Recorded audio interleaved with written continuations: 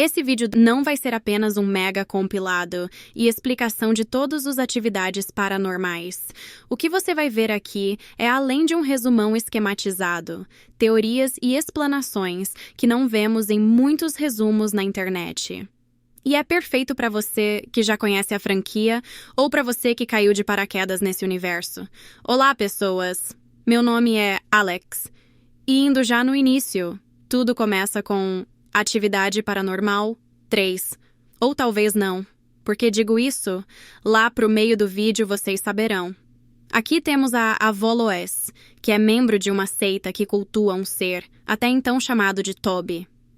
Nessa seita, chamada as Parteiras, a mulher faz um pacto com Toby por riqueza e poder, e em troca Toby fica com o primeiro primogênito, homem da linhagem dessa mulher. O problema é que Lois não teve nenhum filho homem, tendo somente Julie, que depois teve Katie e Christy. E aqui faço duas observações. Esse vídeo terá spoilers de todas as atividades paranormais, e que Danny, o cara que é casado com Julie, não é o pai biológico de Katie e Christy. Corre uma teoria na internet de que o pai de Katie e Christy é Kent, e já vamos falar dele. No final do terceiro filme, em 1988, Dennis e Julie foram deletados.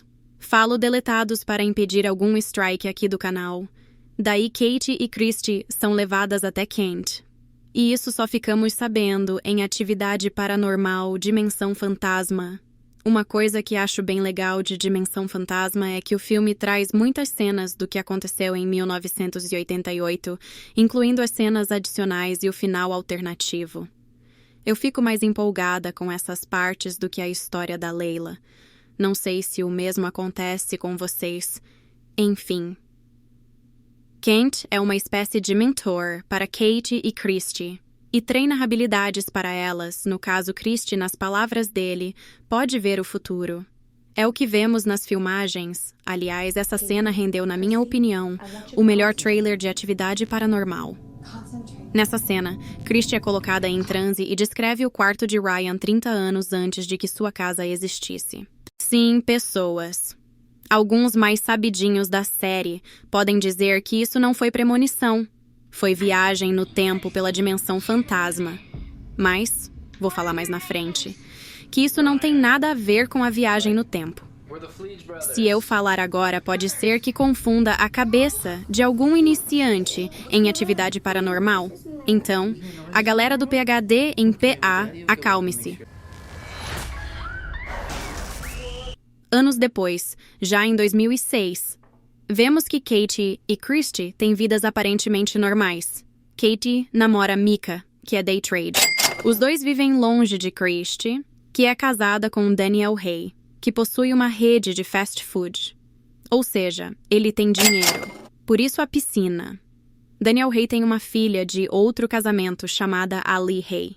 E um filho com Christy chamado Hunter. Todos moram juntos. Logo, segundo a lógica do pacto, lá do terceiro filme, Hunter deve ser entregue a Toby. Aqui, pessoas, é basicamente o enredo de Atividade Paranormal 1 e 2. Atividade Paranormal 2 começa antes e termina no mesmo dia que o primeiro filme. O que acho legal a série não ser cronológica, isso me obriga a pensar. E vocês? Preferem algo mais linear ou algo mais bagunçado assim? Uma outra observação importante. Katie no primeiro filme fala que não lembra nada de sua infância e que sua casa daquela época foi incendiada. Mas no decorrer do terceiro filme, vemos que a sua casa ficou intacta. Bom, pessoas, o que aconteceu aqui é que Katie e Christy, após os acontecimentos do terceiro filme, viveram com Lois e Kent, como se fosse uma família. E depois a casa foi intencionalmente queimada e suas memórias apagadas. Continuando. O segundo filme mostra que a família Ray é atormentada por coisas sobrenaturais.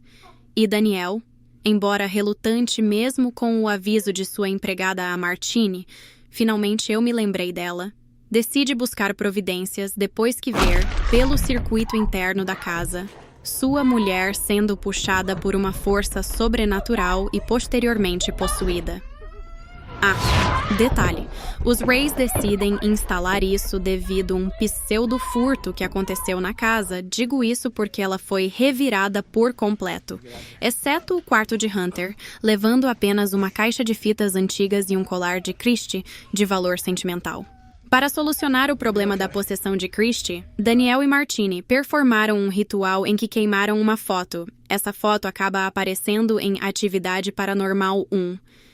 E Toby passa a atormentar Katie. Por fim, em 9 de outubro de 2006, Micah é morto por sua namorada Katie, que na sequência se teleporta para a residência dos Rays, mata Christie, sua irmã, Danielle Ray, seu cunhado, e sequestra Hunter, seu sobrinho e escolhido de Toby. Ali escapou pois estava numa excursão. Ali sortuda, né? Talvez. Existe a possibilidade de Ali estar possuída, já falo disso. Até agora, o ciclo parece ter sido concluído, certo? É aí que orgulhosamente apresento o filme que me apresentou a essa franquia, Atividade Paranormal 4, onde somos apresentados à família de Alex. O filme se passa 5 anos após os eventos do segundo filme, quando Katie sequestra seu sobrinho Hunter. A família de Alex tem novos vizinhos que são Katie e um menino chamado Robbie, que tem 6 anos, mesma idade de Wyatt, irmão de Alex. Gente, nesse filme temos o incrível Ben 10. Se você olhar de perto, verá que eles se parecem. A filha adolescente da família, Alex, começa a notar acontecimentos estranhos em sua casa. Logo depois que Robbie foi morar com eles, sob pretexto de que a sua mãe, Katie, sofreu um acidente e foi para o hospital. E decide, com a ajuda de Ben, seu eterno bajulado gado 24 horas, usar câmeras de computador e celulares para registrar as evidências. Detalhe que Alex tem 15 anos nesse filme, e Ben, que vive assediando ela, tem 19 anos, ou seja...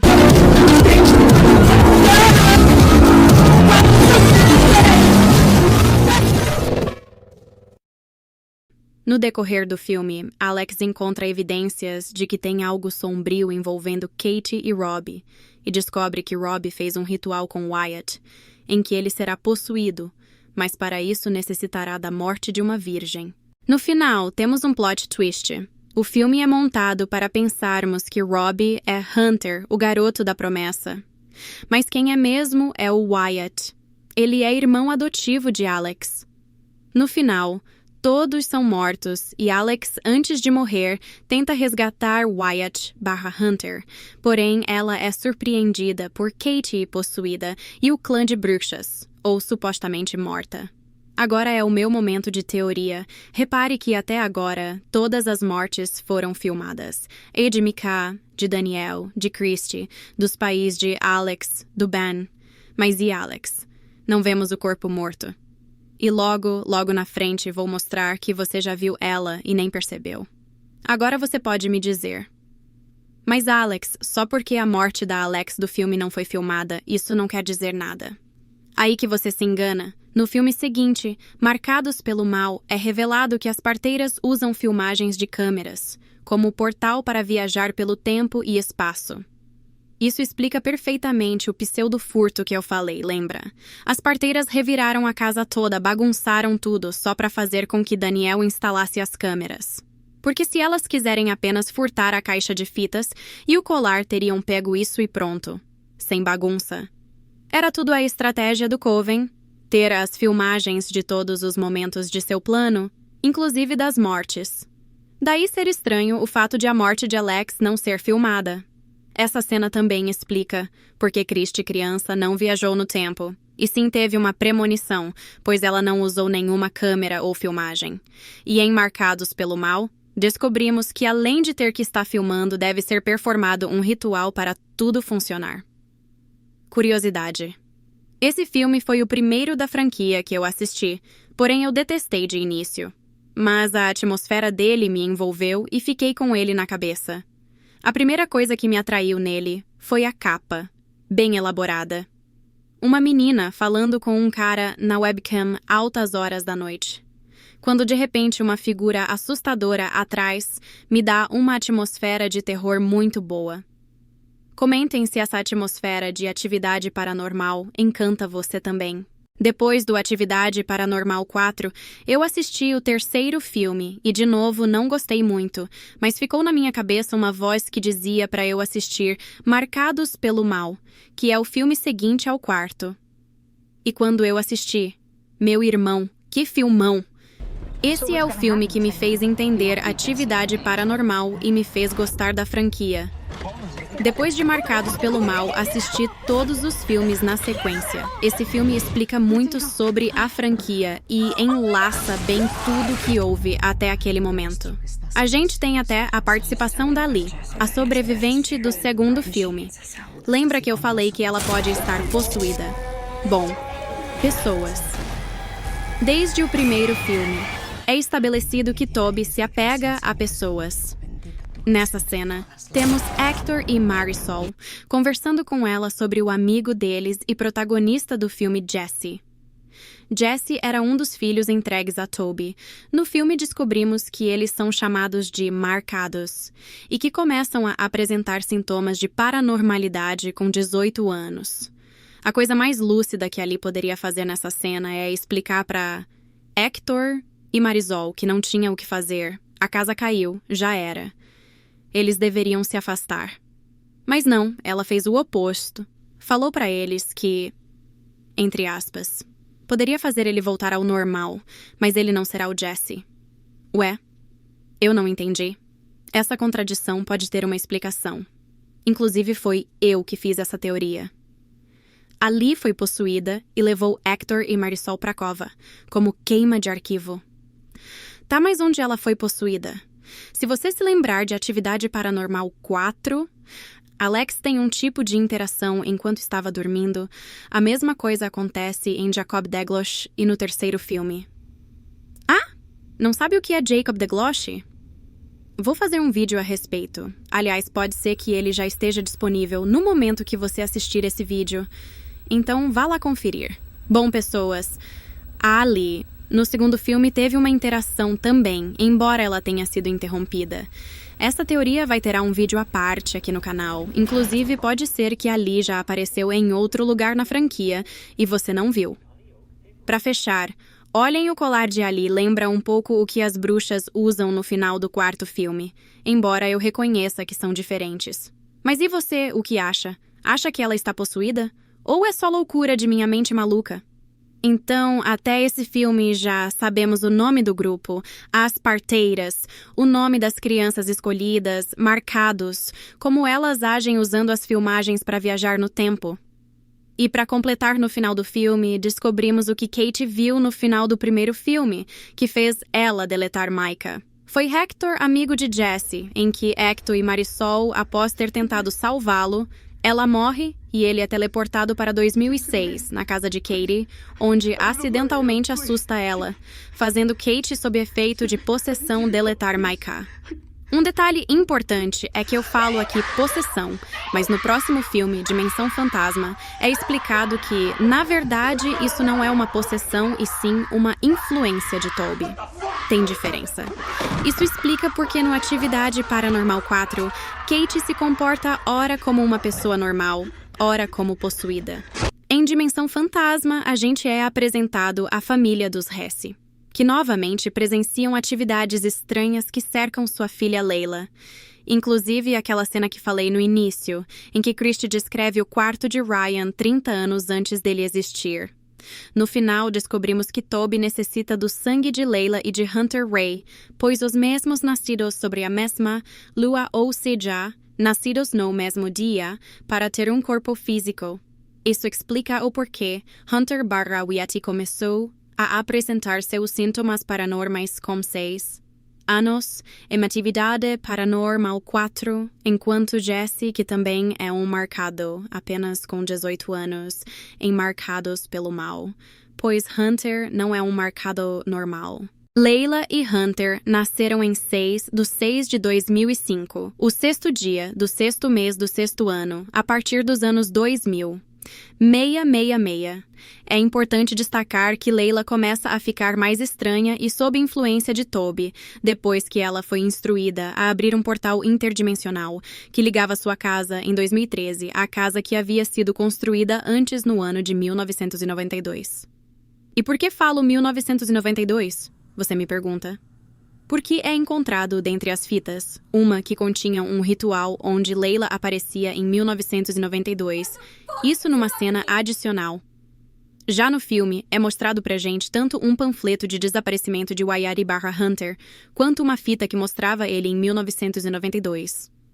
Ou seja, Katie e Christie viviam numa casa de 1988 a 1992, influenciando Layla e Hunter a virem até elas e sendo influenciadas por Toby.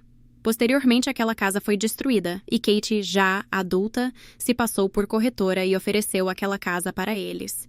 Inclusive, nas cenas adicionais ou deletadas, vemos o cotidiano de Katie e Christie, crianças, interagindo com Toby e conversando com Layla usando os portais e o espelho. Partindo para o final, o padre Todd tenta fazer o ritual de exclusão, pois, como falado anteriormente, ela não estava possuída e sim influenciada. Por isso, um exorcismo não ia funcionar. No final, o ritual não dá certo, e Toby tem o seu desejo concluído. Mas aqui quero que você se atente para o final alternativo do filme, em que o ritual funciona e Layla é liberta. Tempos depois, quando a família estava se mudando, eles se deparam com uma fita que não existia antes, pois todas as anteriores haviam sido destruídas. Era uma fita que tinha como nome Quarto de Katie, Christie e Layla. Ou seja, as filmagens que os Hesses fizeram colaboraram para os planos do Coven e de Toby. Isso explica perfeitamente o pseudo-furto lá do segundo filme. Aquilo foi um estímulo para que a família Ray instalasse as câmeras. Por fim, pessoas nesse final, descobrimos que estamos no aniversário de Layla e que Emily, sua mãe, está grávida. E adivinhe o que Layla pede em seu aniversário. Um irmãozinho. O que foi comemorado bastante por Kent, que estava bem ao lado deles, e eles nem perceberam, pois passaram por lavagem cerebral. Agora você pensa, tudo foi concluído certo? Não. Lembra que eu disse que Toby não é o real nome dele? Então, na própria dimensão fantasma, Kent fala para Christie e Katie que conhece Toby há tempos e por vários nomes, e é aqui que vamos para a atividade paranormal, Next of Kin. Muitos dizem que esse filme não tem conexão com os demais filmes da franquia e que ele é um reboot, mas só me acompanhe. Nesse filme conhecemos a jovem Margot, que foi abandonada pela sua mãe, Sarah, num hospital. Ao investigar suas origens, ela descobre que sua mãe era Amish, um grupo de igrejas cristãs anabaptistas tradicionalistas com origens suíças, alemãs e alsacianas que vivem como se estivesse no século XVIII, desapegados a qualquer tecnologia, e decide passar um tempo com eles a fim de entender o que aconteceu. Não demora muito tempo para que Margot e seus dois amigos, Chris e Dale, perceberem coisas estranhas como rituais noturnos macabros, ovelhas de 2 cabeças sendo sacrificadas e uma igreja estranha no meio da selva. Somado a isso, a revelação feita por um morador local de que aquela família não era Amish. No final, descobrimos que Sarah, a mãe de Margot, ainda estava lá e que ela estava sendo usada como corpo para Asmodeus, uma entidade maligna que deveria ser aprisionada num corpo de uma mulher e passada de geração a geração a fim de que não fosse liberto e provocasse caos. Logo, Margot era a próxima na linha de sucessão. Mas o ritual é impedido por Chris, que encontra Margot numa caverna sendo conjurada por uma bruxa, e temos uma cena bem assustadora, onde Margot e Chris correm com todo o vilarejo sofrendo a ira de Asmodeus, que estava livre, podendo possuir qualquer um e fazer qualquer um se deletar. Agora vamos ligar as pontas, e é importante que você saiba que isso não está nos filmes em si, mas está em escritos antigos, que a franquia usa como base para as histórias. Vamos lá. Asmodeus é citado num livro do folclore judaico como um íncubo, um ser que se relaciona com as mulheres, enquanto elas dormem, para terem seus filhos concebidos a ele. Bem, semelhante ao que Toby fazia com as parteiras. E tem mais um detalhe. Existe uma história de que Toby tentou pegar o filho de uma mulher chamada, adivinhe, Sara. Mas ela foi protegida pelo anjo Rafael e pelo Tobias. Agora, olhem para o nome do livro onde isso foi escrito, Livro de Toby. Não sei para você, mas para mim é evidente que Toby e Asmodeus são a mesma pessoa. Ops. Quero dizer, entidade. E que a caverna onde Margot estava sofrendo o ritual era uma das cavernas que compõem a chamada Dimensão Fantasma. Tanto que os símbolos que a bruxa usa no ritual são os mesmos que Layla usa para fazer o portal interdimensional. Ademais, a essa bruxa lembra muito a do terceiro filme. Pelo que vi da descrição dos elencos, não encontrei nada. Mas, o que você acha? Tá convencido de que esse filme se conecta com a franquia? Comentem. Esse vídeo deu um trabalho enorme, então não esqueça da inscrição. E até a próxima!